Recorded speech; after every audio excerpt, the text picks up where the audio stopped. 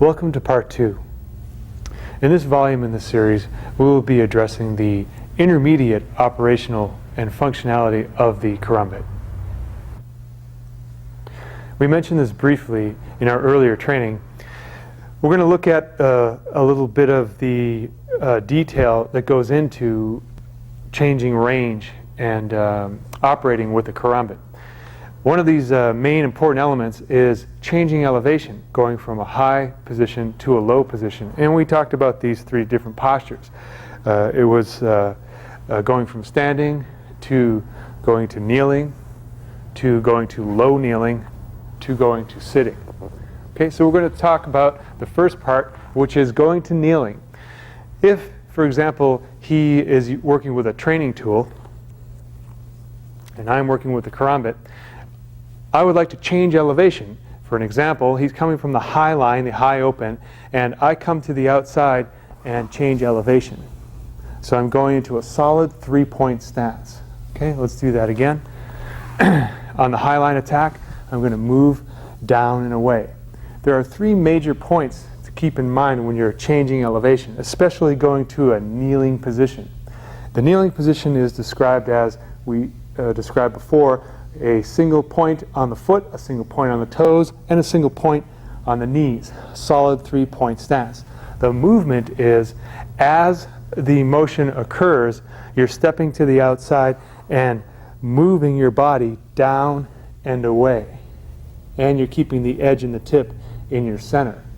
Similar to a light going from yellow to red, you want to have proper timing. If he slashes in this direction and I move after the slash, it's bad timing. If I move before the slash, he can simply change direction.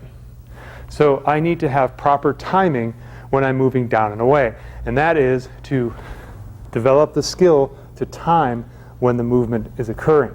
So this particular drill will be beginning at long range, where neither one of us can make contact with the body. From this position, he will deliver a slow and controlled slashing motion to the high line, in which this case I'll move to the outside, down and away, establishing a solid 3-point stance, keeping the edge forward. The other position in which you can travel on the low line by changing elevation is going the other direction. Same thing. We gauge for a long distance, make sure we can't touch each other. He raises up, slashes. I move to the backward position. So let's take a closer look at the way the knees work. If I was to move forward, I'm going to move my foot forward by taking a step and dropping the weight behind for support. If you choose to move backward, the same position, the rear leg goes first and the front leg comes back. So when you put all the pieces together, it goes back and then the knee comes down. Okay, so look at that again. In order to avoid stepping forward and down. And again going backwards, backwards, and down. In either position, you're creating this solid 3-point stance in changing elevation. So let's keep those points in mind. Number 1, timing. I don't want to be there when my attacker is. I want to be out of the way long before. And my 2 positions can be either forward, where I'm moving outside, or I can move back 45 degrees away from the attack in a solid 3-point stance via changing elevation. One point in tactical operation with the Karambit, very similar to a firearm. This is known as a red gun. It's an inert piece of molded plastic which is incapable of firing for demonstration purposes. Again, similar to operation of a firearm, in which case you may have the situation where you need to execute a tactical or a speed reload. The operation occurs up at about eye level. The same thing applies for the Karambit. When you're moving forward or backward or changing elevation, you want to keep the blade and hand up around face or eye level so you can see from your line of vision not only what's going around you, but also the blade in front of you. Very similar to operation of a firearm. One of the best ways to develop your mobility is to train with your partner in simultaneous movement, forward and backward. We're going to combine some of the earlier training drills that we did prior and put them together using mobility. So this is our first mobility training drill. Okay, we face our partner. We're going to start at approximately close range, so our hands are relatively able to make contact at close quarters. When he steps forward with his lead leg, I'm going to keep my hand up and the bottom hand under. When he steps forward again, I'm going to keep this hand again on the outside and place palm up, palm down. Now I'll be stepping forward. He thrusts the inside hand. Remember, we're always trying to achieve an outside position. Bottom hand palm up, right hand palm down. I step forward again. Palm up, palm down. He steps forward, palm up, palm down. He steps forward again, palm up, palm down. I step forward. Notice the foot and hand position. The lead hand is with the lead foot, like we talked about earlier. From a natural walking posture, this is what it would look like. If I walk into him, I immediately crouch down into kuda kuda, and I'm in position to deal with what may be in front. He walks forward again, and I walk forward. That's the drill. Just go back and forth, back and forth. Okay, the second part of this drill is if my training partner ends up with a training tool and I end up with a training karambit in my hand, again, starting from the foot posture where the opposing hand is in the same direction as the opposing foot to simulate a natural walking posture. He's going to step forward, and we're going to execute this drill as we did earlier with the chamandi drill. Now he steps forward with his hand. I'm going to check. Remember that thing we did where we came down on the object. He steps back. I execute chamandi satu. He steps backward again. And I use that simple downward motion that we talked about as we hacked earlier. Remember that chopping the carrots concept. He steps forward. Same thing, chamandi number 1. With elbow control, remember the security of pushing down with the blade as you push up with the hand. He steps forward again. Check to be sure you have good contact. He steps back. Check. He steps back again. He steps forward. He steps forward. Okay, so he comes back one more time. And again, he steps forward. And one more time.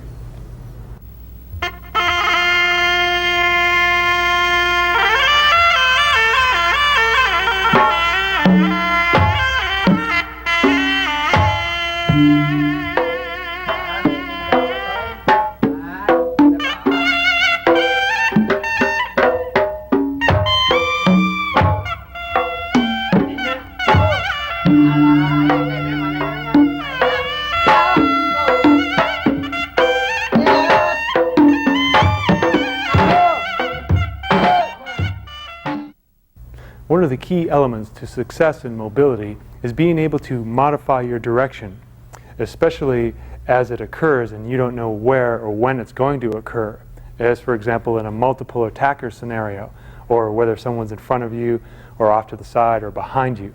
So mobility and direction are tied together. In this specific drill, known as kuda kuda satu, is the first drill, I'm going to do this movement without my training partners, just to illustrate the juru, or the basic motion without a partner.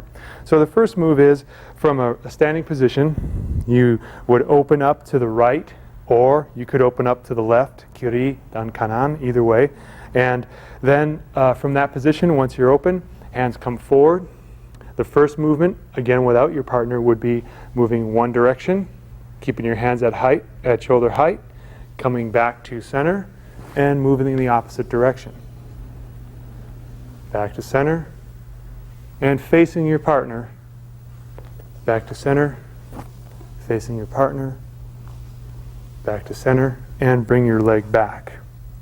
Okay, so this is known as the juru, or the movement without partners. Now, if I can employ the assistance of my partners, as I'm changing position, his hand is going to come out. I'm going to move and position myself so as to catch, as we did in that first drill, palm up, palm down. I move back into center position. Out of the periphery of my eye, I see the other hand movement. Comes up, same position, palm down, palm up. Go back to center, move again to the outside, lock in position, come back to center, and move again. Noticing your partner's movement out of the corner of your eye.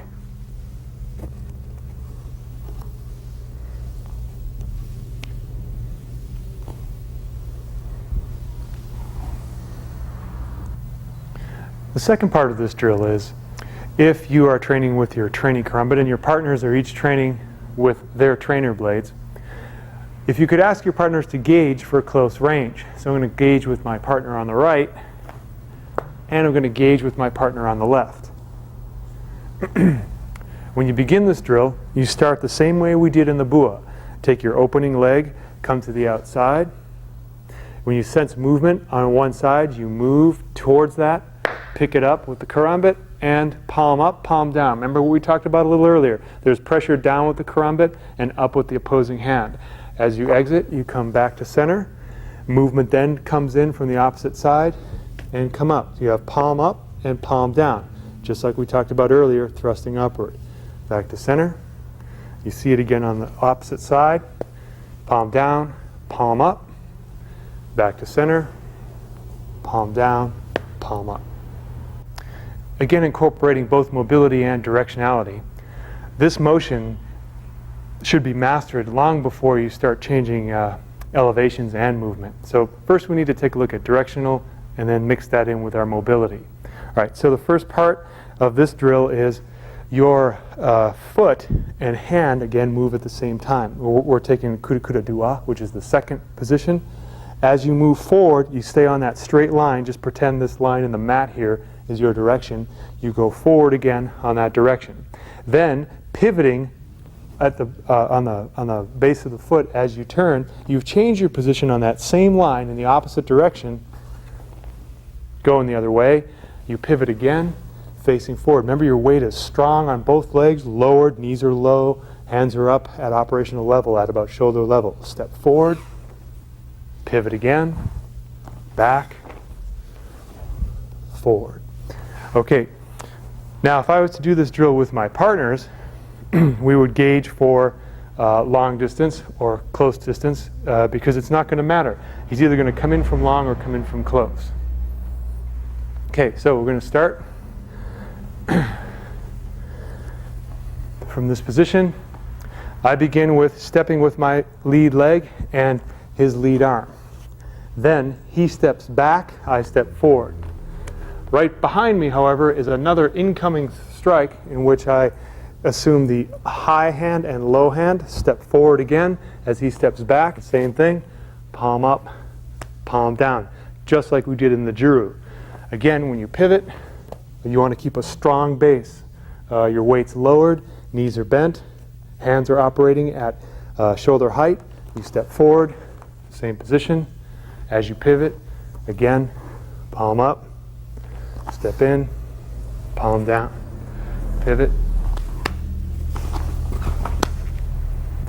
The second part to this drill is if I am training with my training karambit and my partners are training with their training tools, the same technology is applied with the empty hand as it is with the karambit.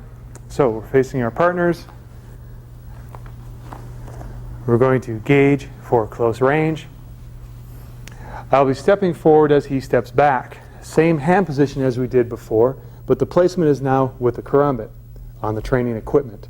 As he steps back, I check the hand and move forward. I sense movement behind me, comes in, lightly touch, he moves back, check on the equipment.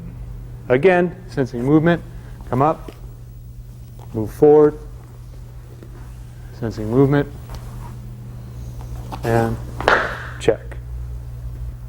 Mobility drill number 4. As we talked about a little bit earlier, when you change elevation, especially going down to kneeling, establishing these 3-point stance is the most important element when you're dropping down, so that you have stability moving forward or backward. Should it be the case that you end up in a straight line, you're in this surfing mode and your stability is compromised, make sure that you have a good solid 3-point stance on the low line. This particular drill You're moving forward on this knee, come up, the opposite knee comes up, you're going to the back, then to the front, and then back again. Okay, we'll take that again. Front knee comes down 1, karambit comes across, switch positions with the knees, come back, and reset. So again, this knee drops forward as your weight shifts, the blade stays up, and you reestablish that solid 3-point stance. When you change directions on the low line, you're coming across, keeping the blade up. Same thing, knee comes down first, reposition, solid 3-point stance, and come back to your original position. Now that we have a strong understanding of mobility, direction, and operational functionality of the karambit, we're going to take all that and apply it to an element of training that we call takedowns, which we normally would do and can do with empty hand. It's also done with a karambit. So we're going to take the same posture that we began with, and initially, when we walk, the opposite foot in the opposite hand. So when you do your movement, the palm goes from a palm up position to a palm down position, and you're going to be using the movement of your body with the knee coming towards the ground. Okay, we'll do that juru again. Stepping forward as if you were walking, hand comes up, so you have one hand down, one hand up, step, and the knee comes to center. Your hip should be turning to drive the body to the ground. You don't want to just use hands because it's arm strength versus body strength. So one more time as a juru, stepping forward, hand comes up, use the weight of your body to drive the knee towards the ground. Okay, working with our training partner, he's going to extend his arm. That drill that we did earlier, where it was palm up, palm down, we're now going to take the same steps that we did in the juru and apply it to the bua by simply stepping forward, using the downward palm and the body driving to the ground. Okay, one more time.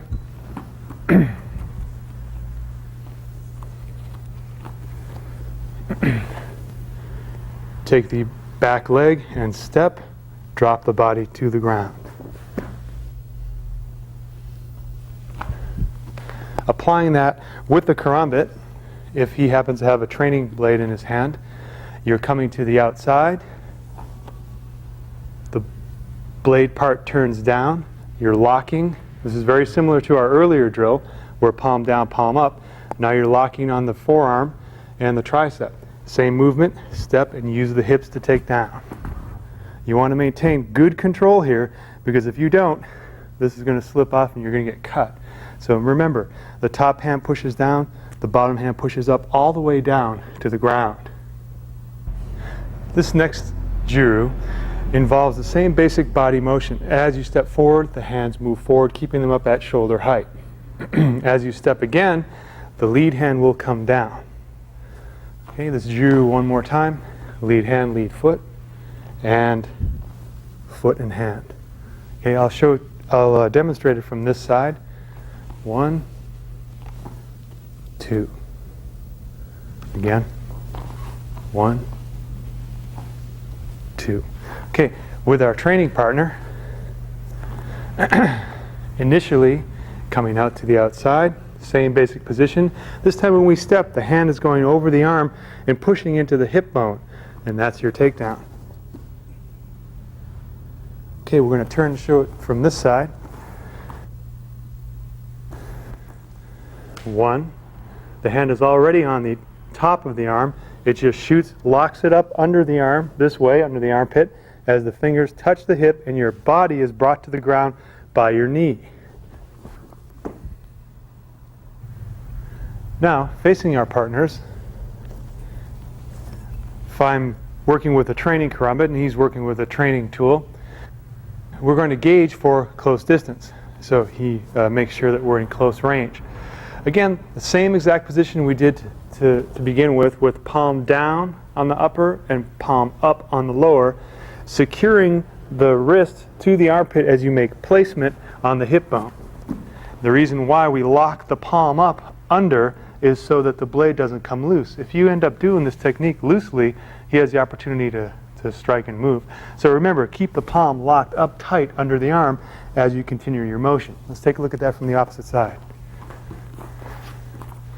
Same basic motion when you enter, lock it into position. As this comes down, the same movement you use to punch forward is the same motion you use to lock the hand under. When you take the foot forward, locking him into position, remember to push up with the hand as you maintain control with the upper arm. The third takedown in this first series, as you're stepping to the outside, the same principles apply as we did when we changed elevation. This time, instead of operating on his same level, you've changed levels and you've dropped to the harimau position. From this position, you can place your foot forward against his foot and rest on your body as you come to duduk, or what they call seated position, duduk, and move forward. Okay, let's take a quick look at that again. Primary move, coming to the outside, just like we did walking earlier. Drop to your harimau, then from harimau change elevations yet again down to duduk and turn forward. Okay, with our partner we'll analyze the bua to this one. As his strike comes in, you're coming to the outside, chimandi satu. When you step down into your harimau, you've changed elevation. At this point, you're locking your foot on his and come to duduk, which is the seated posture, and continue your movement. If you'd like to practice this with the hand, it is executed simply by dropping down and using the hand to manipulate the knee.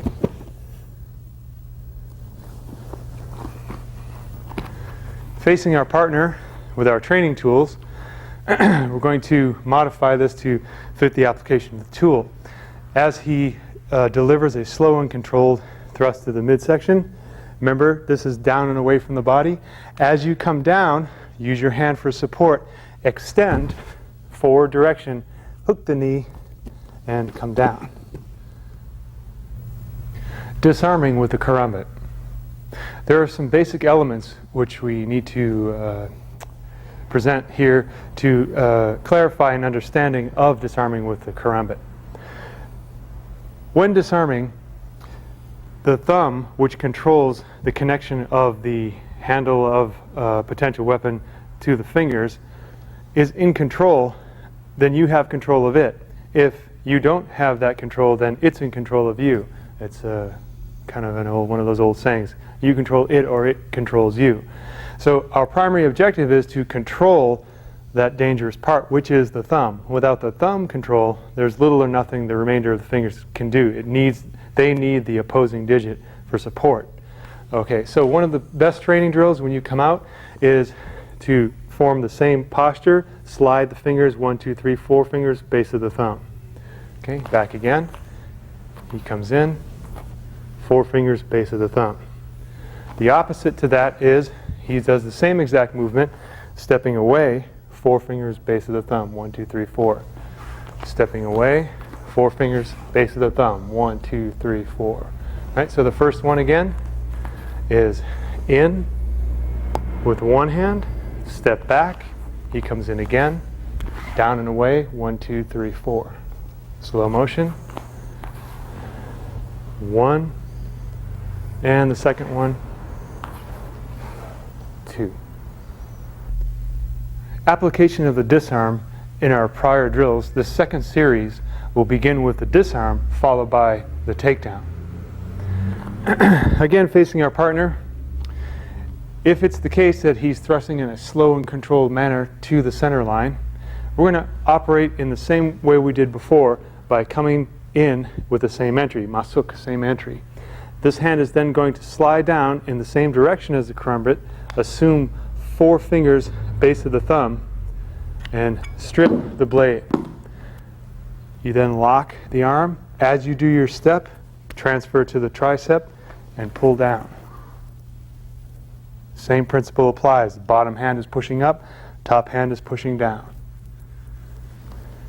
And that same technique, remember, when you enter, it's just like we did earlier. Pressing up with the bottom hand, pressing down with the top hand.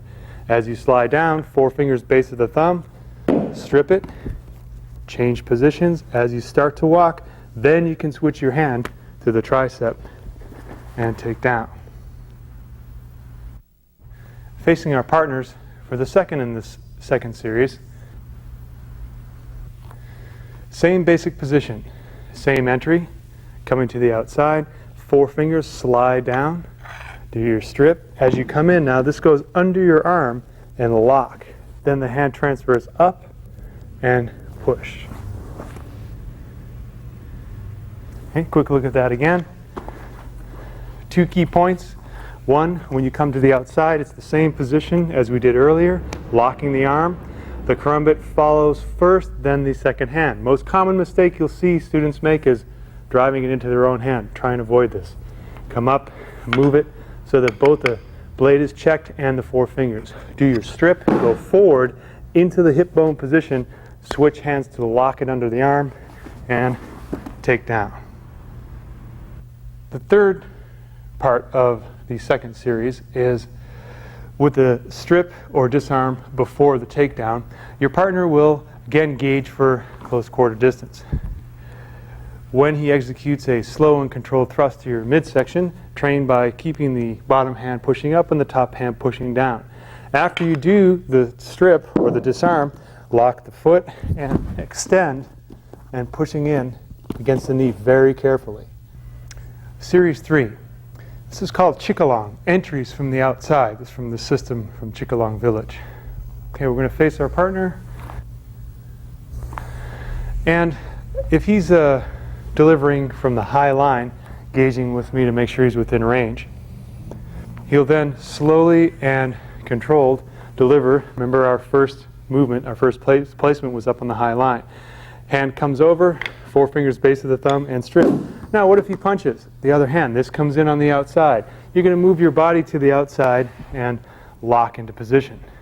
Then a slight move forward will cause body motion to the ground. Okay, from this angle, high line attack, stopping on the outside, 4 fingers base of the thumb, and strip. The punch comes in, pick it up, move your body to the side, and then just a slight movement forward will cause him to go down to the ground.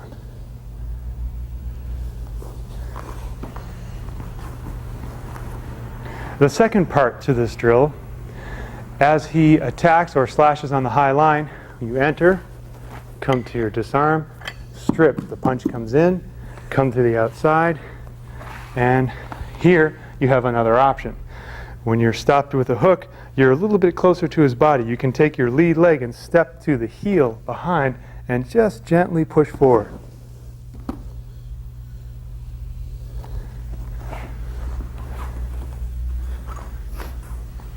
We'll take a look at that again from this side. Same entry. 4 fingers base of the thumb, strip. The punch comes in, pick it up on the outside, move to position. Now take that rear leg and step on the outside of his foot. A gentle little push, that's all you need to take him down. You want to keep this knee down over that leg in case he tries to kick. A third option, again from the Chikalong series number 3, if he comes in from the high line, blocking, 4 fingers base of the thumb, strip. As if he punches, you come in and come to the outside. In this case, extend the karambit below the knee. Here you can then step, and with the assistance of the karambit and your foot, he goes down, and be sure that he can't come up with that foot. If the other leg comes at you, come back to protect. In this section, we'll be addressing what's called Harimau Tangan, or the hands of the tiger, or tiger hands. Our partner, as we face our partner, our training partner will thrust in a slow and controlled manner to the center. You come out with your first chimundi and lock. 4 fingers base of the thumb and strip. If he decides to punch, lock over his own arm with your arm and secure with the karambit. Okay, let's take a look at that. A little bit broken down. Outside and strip. If the punch comes in, pass it over his arm, lock your arm into position, and then just lightly drop down on the wrist. It's very uncomfortable for him. We'll take a look at that from a different angle. Come to the inside, do your strip. As that comes over, this crosses over the body. Your elbow then puts the lid on the trash can. As you shift your body, the blade comes down and locks against the hand as you push forward. Now let me show you that from the other side. A slow and controlled thrust to the midsection, 4 fingers base of the thumb, strip. This hand comes in. You're going to pass over his arm, crossing over the center line. Then put the lid over the trash can. This blade stays in your center. As you move your body forward, that locks it into position using his own arm. You still have not let go with the 4 fingers base of the thumb, and simply push down and away with the edge of the karambit forward.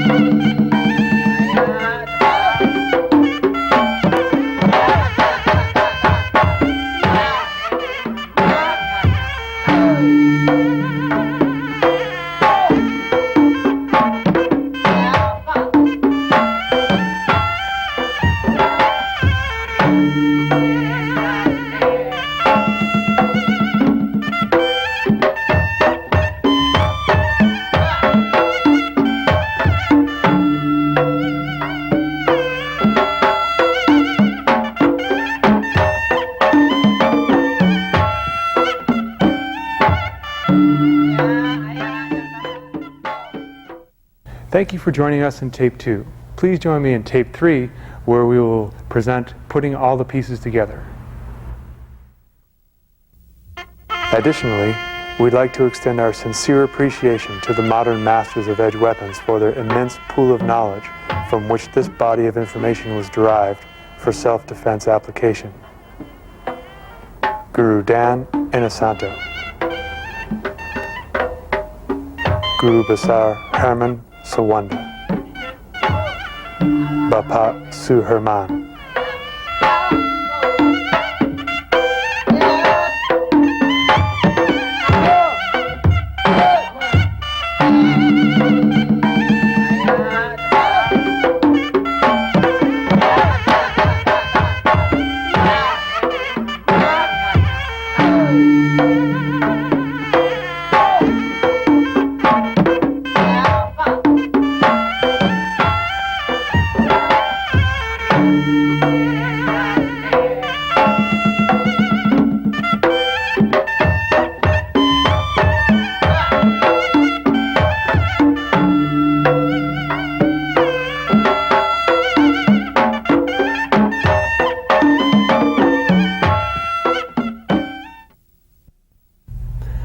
Welcome to part 3. In this volume of the series, we will be addressing the more advanced movements with the karambit. In this section, we will be working escapes with the karambit. For example, if the left hand is extended and being grabbed, all she has to do is turn the palm up and place the karambit under, separating the two. Okay, let's take a look at that again.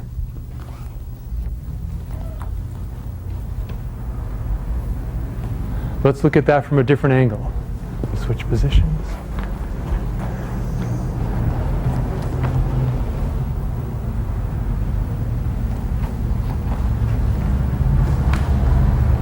One of the more advanced applications with the karambit is what is known as kunchis, K-U-N-C-I, kunchi, which means lock, or in some dialects means key. And we've seen these before in other forms of arts, where you have wrist locks, such as this, or wrist locks, such as this, or say shoulder locks, or finger locks. These are known as kunchis, or locks. So the same principles can be applied with the karambit. From a high line strike, if you bring your body forward, You can lock the top hand under as you come around, pivot the body. Try that again. High line strike and block. Lead hand comes under as you step across and pivot your body. Okay, with your partner, on a high line slash to the head, that same thing we did earlier, palm comes down. Remember that motion of turning like a cam against the hand. The same hand comes under and the opposite hand grabs. You have a double arm lock. That's a very difficult takedown because the back of his head has no way to break the fall. Okay, one more time from that same position on the high line. Block, back of the hand, turn. The same hand goes over and shoots under. Second hand grabs and secures on the bicep. Now, facing our partner, if he's using his training tool and I'm using the training karambit, coming in on the high line, again, approach it from the same angle. Bottom hand's pushing up, right hand's pushing down. 4 fingers base of the thumb. Do your strip in a controlled manner. As you come under, lock out and push so as to lock with the karambit. Be careful not to do one of these. Make sure it's the hand above or the hand below. We're going to take that one more time. As it comes up on the high line, come to the outside, 4 fingers base of the thumb, strip. As you come through, extend the karambit forward, weave into the back arm, and take down.